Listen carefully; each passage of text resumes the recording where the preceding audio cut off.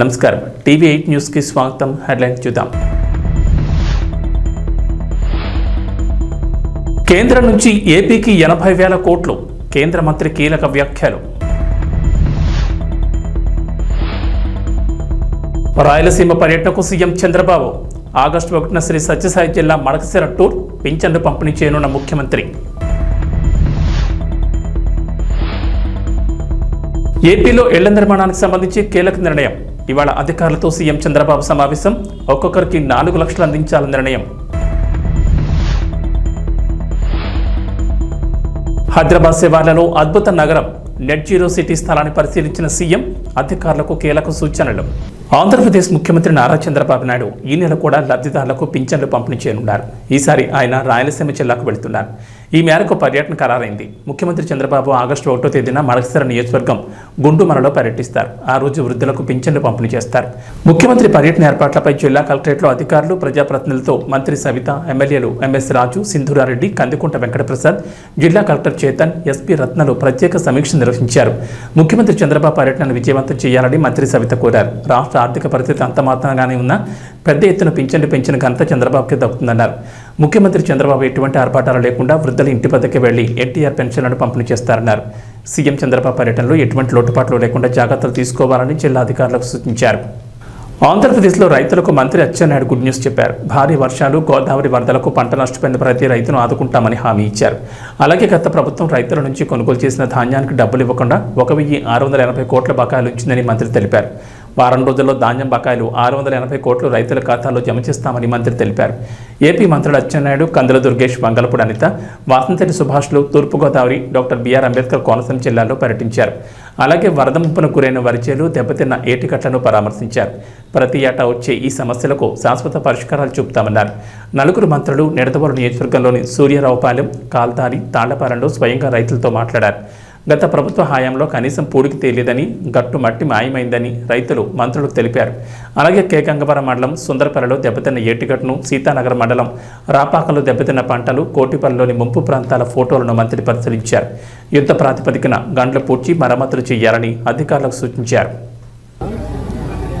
Review చేస్తున్నాం. ఏ శాఖ చూసినా సరే ఆ శాఖని చిన్న భిన్నం చేసి అస్తవ్యస్తం చేసి మొత్తం అప్పులు పాలు చేశారు.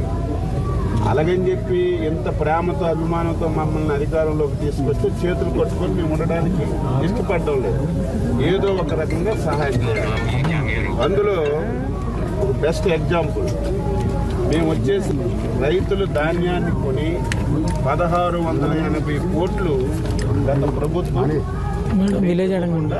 దిగిపోయాయి. మేము అధికారంలోకి వచ్చిన తర్వాత నాకు రోజుకు 100,000 ఫోన్లు. మా సివిల్ సప్లై మినిస్టర్కి అయితే ఇంక మెంటలెక్కించారు. అంతమంది ఫోన్లు చేస్తున్నారు. చేతిలో డబ్బు లేదు. అందులో సివిల్ సప్లై కార్పొరేషన్ మీద 39,000 కోట్ల రూపాయలు అప్పులు ఆడేశారు. మళ్ళీ ఆ కార్పొరేషన్ కూడా అప్పు తీసుకోవాలంటే ఆవిడ అప్పు ఇవ్వడం లేదు. అందుకే ముఖ్యమంత్రి గారు స్పెషల్గా దాని మీద దృష్టి పెట్టి నాబార్డ్ నుంచి 1,000 కోట్ల రూపాయలు అప్పు తీసుకొని మీ అందరికీ 1,000 కోట్లు మీ అకౌంట్లో వేసాం. ఇంకా 680 కోట్లు మీకు బాకీ. ఆంధ్రప్రదేశ్ కేంద్ర ప్రభుత్వాలు మరో ముఖ్యమైన నిర్ణయం తీసుకున్నాయి. ప్రధానమంత్రి ఆవాస్ యోజన 2.0 పథకానికి సంబంధించి 2024-25 నుంచి అమలు చేయనున్న మార్గదర్శకాలను సవరించారు. ఈ మేరకు అన్ని రాష్ట్ర ప్రభుత్వాలు తమ వాటా నిధుల్ని కేటాయించాల్సిందేనని కేంద్రం తెలిపింది. ఎన్నికలకు ముందే ఈ పథకానికి సంబంధించిన డ్రాఫ్ట్ గైడెన్స్ను ఎన్నికల ముందే కేంద్ర రాష్ట్ర ప్రభుత్వాలకు పంపింది. ప్రధానమంత్రి ఆవాస్ యోజన పథకం కింద కొత్తగా ఎంపిక చేసే లబ్ధిదారులకు సంబంధించి వివరాలు ఇలా ఉన్నాయి. ఇకపై రాష్ట్రంలో ఒక్కో ఇంటి నిర్మాణానికి 4 లక్షలు అందించనున్నారు. 4 లక్షల్లో కేంద్రం తన వాటాగా 2.50 లక్షలు అందిస్తే రాష్ట్ర ప్రభుత్వం వాటాగా ఖచ్చితంగా మరో 1.50 లక్షలు ఇవ్వాల్సి ఉంటుంది. రాష్ట్ర ప్రభుత్వం సాంకేతికతను వినియోగించి చేపట్టే నిర్మాణాలకు కేంద్రం అదనంగా మరికొంత సాయాన్ని కూడా అందిస్తుంది. దీనికి సంబంధించి కేంద్ర మంత్రివర్గం ఆమోదం తర్వాత దాదాపు ఇదే సాయం ఖరారయ్యే అవకాశం ఉందని చెబుతున్నారు. ముఖ్యమంత్రి చంద్రబాబు ఇవాళ గృహ నిర్మాణంపై నిర్వహించనున్న సమీక్షలో అధికారులు ఇదే విషయాన్ని నివేదిక అందించనున్నారు. కేంద్రంలో ఉన్న ఎన్డీఏ కూటమి ప్రభుత్వంలో కీలక భాగస్వామిగా టీడీపీ ఉండడంతో ఏపీకి ప్రాధాన్యం దక్కుతోంది. ఉన్నవే ఇచ్చారంటూ ఏపీ సీఎం చంద్రబాబు నాయుడు చెప్తున్నప్పటికీ గతంతో పోలిస్తే సంకీర్ణ ప్రభుత్వంలో ఏపీకి పెద్దపీట దక్కుతోందని విశ్లేషకులు అభిప్రాయపడుతున్నారు. ముఖ్యంగా ఏపీ రాజధాని అమరావతికి బడ్జెట్లో 15,000 కోట్ల ప్రత్యేక సాయం అనేది సంకీర్ణ ప్రభుత్వంలో టీడీపీ కీలకంగా ఉండడం వల్లే సాధ్యమైందనేది బహిరంగ రహస్యం. అయితే రాజధాని అమరావతి నిర్మాణానికి కేంద్రం ఈ స్థాయిలో నిధులు కేటాయిస్తుందని సాక్షాత్తు కేంద్ర మంత్రి ఊహించలేదట. ఈ విషయం ఎవరో కాదు, ఆయనే స్వయంగా వెల్లడించారు.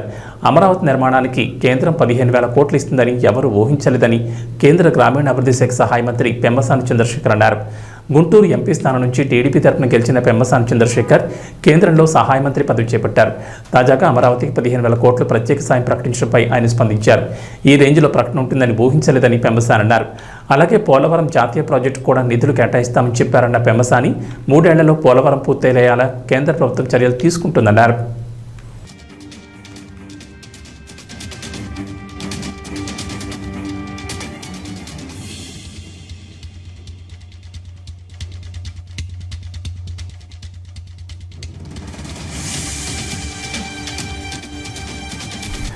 హైదరాబాద్ నగరం విశ్వనగరంగా అభివృద్ధి చెందుతోంది. ఇప్పటికే అనేక జాతీయ అంతర్జాతీయ సంస్థలు నగరంలో పెట్టుబడి పెట్టాయి. తమ సంస్థలు ఏర్పాటు చేసే కార్యకలాపాలు విస్తరిస్తున్నాయి. అందుకు అనుగుణంగా రాష్ట్ర ప్రభుత్వం కూడా నగర అభివృద్ధిపై స్పెషల్ ఫోకస్ పెట్టింది. నగర శివార్లలోని ప్రాంతాల అభివృద్ధికి ప్రత్యేక చర్యలు తీసుకుంటోంది. అందులో భాగంగా హైదరాబాద్ నగర శివార్లలో అద్భుత నగర నిర్మాణానికి ప్రభుత్వం ప్రణాళికలు సిద్ధం చేస్తోంది. కాలుష్య రహితంగా, కర్బన ఉద్గారాల రహితంగా నెట్ జీరో సిటీ నిర్మాణం చేపట్టాలని నిర్ణయం తీసుకున్నారు. గత బీఆర్ఎస్ ప్రభుత్వం ఫార్మాసిటీ కోసం సేకరించిన భూముల్లోని ఈ నగరాన్ని నిర్మించనుంది. రంగారెడ్డి జిల్లా కందుకూరు, యాచారం మండలాల్లో ఫార్మాసిటీ కోసం గత ప్రభుత్వం దాదాపు 19,000 ఎకరాల భూమిని సేకరించాలని టార్గెట్గా పెట్టుకుంది. పలు దఫాలుగా ఇప్పటిదాకా 12,000 ఎకరాలకు పైగా భూమిని సేకరించారు. అయితే కాంగ్రెస్ అధికారంలోకి వచ్చాక ఫార్మాసిటీని ఒకే ప్రాంతంలో కాకుండా హైదరాబాద్ నగరం చుట్టూ క్లస్టర్లుగా ఏర్పాటు చేస్తామని ప్రకటించింది. అసెంబ్లీ ఎన్నికల్లో కాంగ్రెస్ పార్టీ ఇచ్చిన అతిపెద్ద హామీ రైతులకు 2 లక్షల రుణమాఫీ. ఈ హామీని నెరవేర్చే ప్రక్రియను రేవంత్ రెడ్డి ప్రభుత్వం ఇప్పటికే ప్రారంభించింది. 3 విడతల్లో రైతులకు 2 లక్షల రుణమాఫీని ఆగస్టు 15లోపు పూర్తి చేస్తామని సీఎం రేవంత్ రెడ్డి ప్రకటించారు. ఈ క్రమంలోనే జూలై 18వ తేదీన మొదటి విడతగా 1 లక్ష రూపాయల రుణాలు ఉన్న రైతుల ఖాతాల్లోకి డబ్బులు పంపించింది సర్కార్. కాగా 1 లక్ష నుంచి 1.5 లక్షల వరకు అప్పు ఉన్నోళ్లు 2 లక్షల వరకు రుణాలున్న రైతులంతా ఎప్పుడెప్పుడు తమ ఖాతాల్లో డబ్బులు వస్తాయని ఎదురుచూస్తున్నారు. కాగా ఈ విషయంపై సీఎం రేవంత్ రెడ్డి క్లారిటీ ఇచ్చారు. కలవకుర్తిలో కాంగ్రెస్ దివంగత నేత సూదిని జైపాల్ రెడ్డి 5వ వర్ధంతి సందర్భంగా నిర్వహించిన బహిరంగ సభలో పాల్గొన్న రేవంత్ రెడ్డి ఈ విషయంపై స్పష్టత ఇచ్చారు. జూలై 31లోపు 2వ విడత కింద 1 లక్షన్నర వరకు రుణమాఫీ పూర్తి చేస్తామని క్లారిటీ ఇచ్చారు.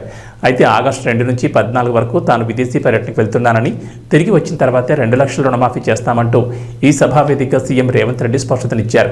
దీంతో 2వ విడతలో రుణమాఫీ కానున్న రైతులు సంతోషం వ్యక్తం చేస్తుండగా 2 లక్షల రుణాలున్న రైతులు మాత్రం ఉస్తూరుమంటున్నారు.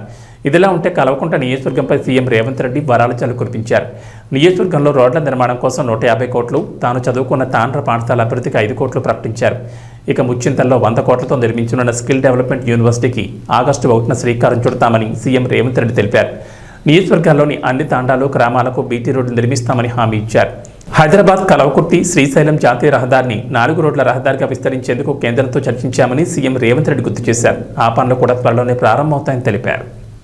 ఆగస్టు 15 తారీఖు లోపల 2 లక్షల రూపాయల రైతు రుణమాఫీ చేసి తీరుతా. ఎట్లయితే తెలంగాణ మాజీ ప్రభుత్వ ప్రధాన కార్యదర్శి సోమేష్ కుమార్ చిక్కుల్లో పడ్డారు. గత ప్రభుత్వ హయాంలో జరిగిన ఓ స్కామ్లో ఆయన్ను నిందితుడిగా పేర్కొంటూ హైదరాబాద్ సీసీఎస్ పోలీసులు కేసు నమోదు చేశారు. వాణిజ్య పనుల శాఖలో జరిగిన ఇన్పుట్ ట్యాక్స్ క్రెడిట్ చెల్లింపుల్లో దాదాపుగా 1000 కోట్ల మేరకు అక్రమాలు జరిగినట్లు పోలీసులు గుర్తించారు. ఈ వ్యవహారంలో వాణిజ్య పనుల శాఖ అదనపు commissioner SV Kashi Visweswararao, Hyderabad rural deputy commissioner Sivaram Prasad, Pliyanto technologies private limited నిర్వాహకులు, IIT Hyderabad assistant professor Shobhan బాబులను నిందితులుగా పేర్కొన్నారు. 5వ నిందితుడిగా సోమేష్ కుమార్ పేరును చేర్చారు. ట్యాక్స్ ఎగవేతదారులకు వీరు సహకరించడం ద్వారా భారీగా అక్రమాలు జరిగినట్లు ఆ శాఖ జాయింట్ కమిషనర్ రవి కానూరి పోలీసులకు ఫిర్యాదు ఇచ్చారు. ఈ మేరకు వారిపై 406, 409, 120B ఐటీ చట్టం కింద సీసీఎస్ పోలీసులు కేసు నమోదు చేశారు. ఒక్క తెలంగాణ బ్యావరేజెస్ కార్పొరేషన్ పన్ను ఎగవేతదారని వాణిజ్య పనుల శాఖకు 1000 కోట్లకు పైగా నష్టం వాటిల్లినట్లు పేర్కొన్నారు. మరో 11 ప్రైవేట్ సంస్థలు సుమారు 400 కోట్ల పన్ను ఎగవేసినట్లు ప్రాథమికంగా తాము గుర్తించినట్లు ఫిర్యాదులో పేర్కొన్నారు. ఐజీఎస్టీలో అక్రమాలను గుర్తించకుండా సాఫ్ట్వేర్లో మార్పులు చేశారని, తద్వారా ప్రభుత్వ ఖజానాకు భారీగా నష్టం వాటిల్లినట్లు వివరించారు.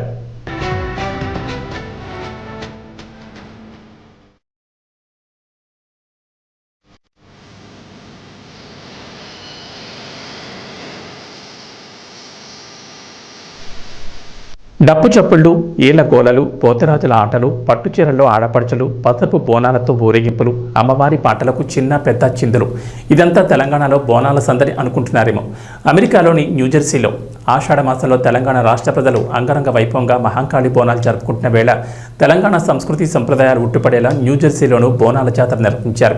తెలుగు వాళ్ళు ఎక్కడున్నా వాళ్ళ మూలాలు సంప్రదాయాలను మర్చిపోరని నిరూపిస్తూ మన తెలుగు అమెరికా సంఘం నిర్వాహకులు ఈ బోనాల జాతరను ఘనంగా నిర్వహించారు.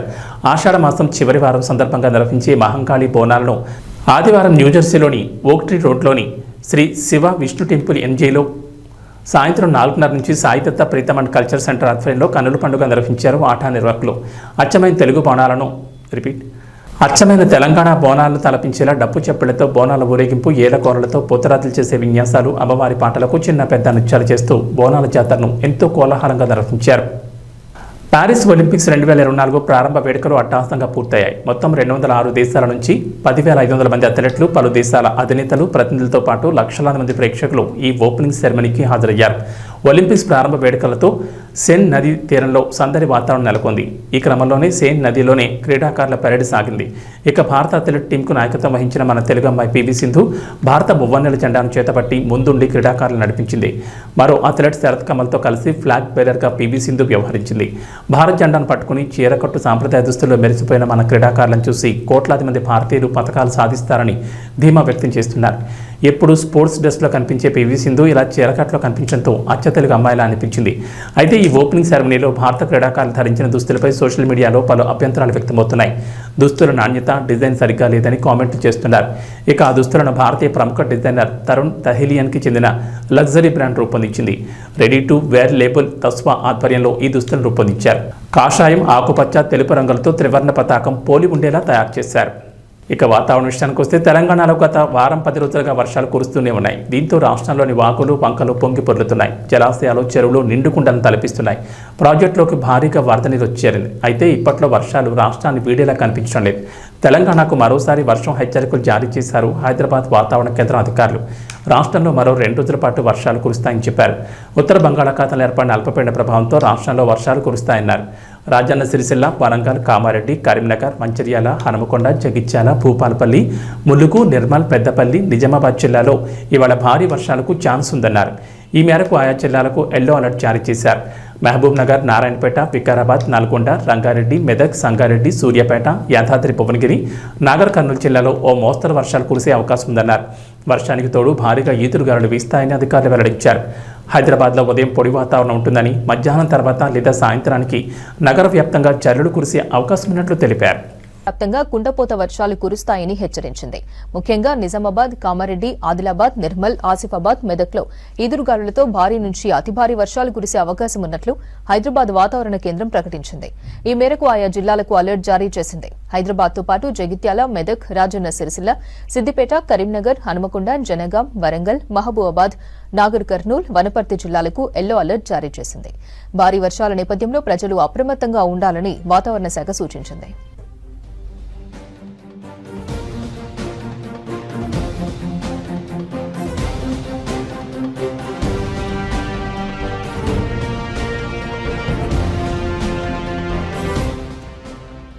రానున్న 3 రోజులు రాష్ట్రంలో తేలికపాటి నుంచి భారీ వర్షాలు కురిసే ఛాన్స్ ఉందన్నారు వాతావరణ శాఖ అధికారులు. ఉత్తర తెలంగాణలోని ఆదిలాబాద్ సహా 4 జిల్లాలకు భారీ వర్ష సూచన చేశారు. జులైలో సాధారణ వర్షపాతం నమోదు కాగా ఆగస్టులోనూ మంచి వర్షాలుంటాయంటున్నారు. ఏబీ బులెటిన్ విశేషాలు. నమస్కారం.